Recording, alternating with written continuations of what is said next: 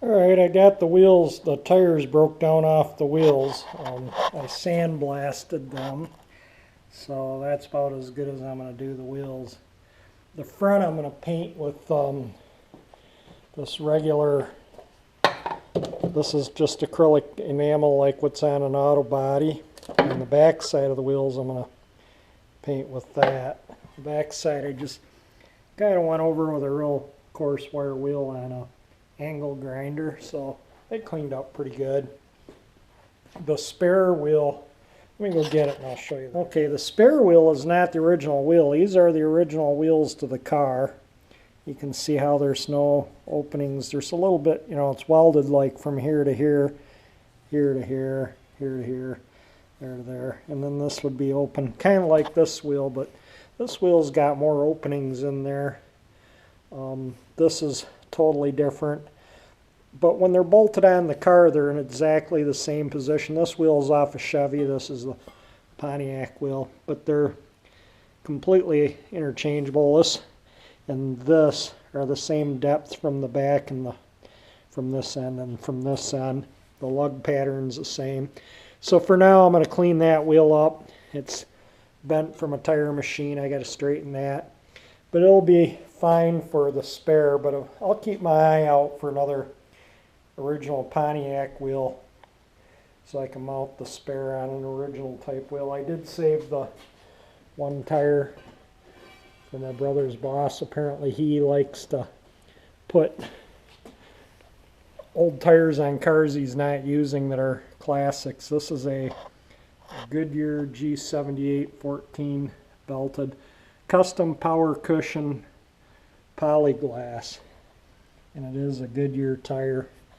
And this tire was the spare in the car, so actually the sidewalls on this tire are in good shape, and it's actually got decent tread. You could probably actually drive that tire on the road, although I wouldn't go very far. So this is a little bit about what's going on with the car. Let's see here, put this on too. So I'm going to try and get the back sides painted with the Rust-Oleum today, and then maybe it's supposed to snow today, so I don't think I'm going to be spraying, but I can just take these outside and set them like that after the back side's painted and spray them with the acrylic enamel.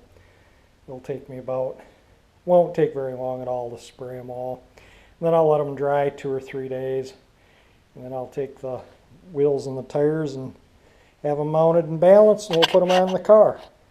I do have to finish cleaning and do a little cleaning and painting on the undercarriage of the car, and I'll do that before I take it off the jack stands. And I'll do a little more video as I go. I'll take a little video after I paint the back side of the wheels too. Alright, I got the wheels all primed up. I'm going to turn them over after the primer's dry and paint the Rust-Oleum on the back side. And I haven't done anything with the spare wheel yet. I think I'm going to try and contact a few people and see if I can find another one of these wheels, like correct ones for the Pontiac. If I can't, well, I'll just blast it and paint it until I find one. But I'm going to let that dry about an hour, and then I'm going to put the black on the back. And this is what I used on these wheels here. So that way, the etching primer kind of bites into the metal. So you get a little better bonding, because the first time I put the hubcaps on, this edge is going to be messed up. But you're only going to see the part here, so it should look good. Well, I got the inside of the wheels all painted up. They look pretty good. That's just brush painted on with some Rust-Oleum. I'll let that dry a couple of days, and I'll spray the front side of the wheel, the side that you see. I did the spare too. Figured, what the heck, might as well do that wheel in case if I can't find another wheel. I'll just reuse that one until I find one.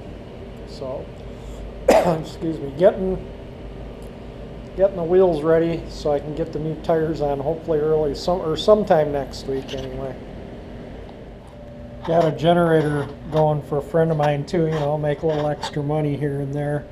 The problem was that this fuel shut off, this grommet was leaking, and it was leaking around the packing, and the needle, the float needle, which is way over here somewhere, anyway, it was all swollen up, so it wasn't getting any gas in the carburetor. It was swollen up from the alcohol in the gas, and so got it all. It's a updraft carburetor on it, so got it all cleaned out. And also on these, the red fuel filters are for gravity feed, and the white ones are for if you have a fuel pump. And the gravity feed ones are a little coarser, so fuel flows through them easier. If you don't have a fuel pump, you really need to use the red one. If you have a fuel pump, it doesn't really matter.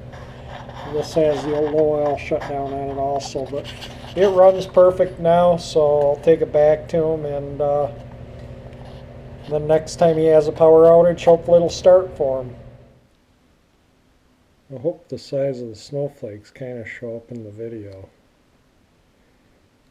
What a beautiful morning. Great big quarter size, $half size snowflakes coming down. It's snowing like crazy out. Sticking in the tree branches too.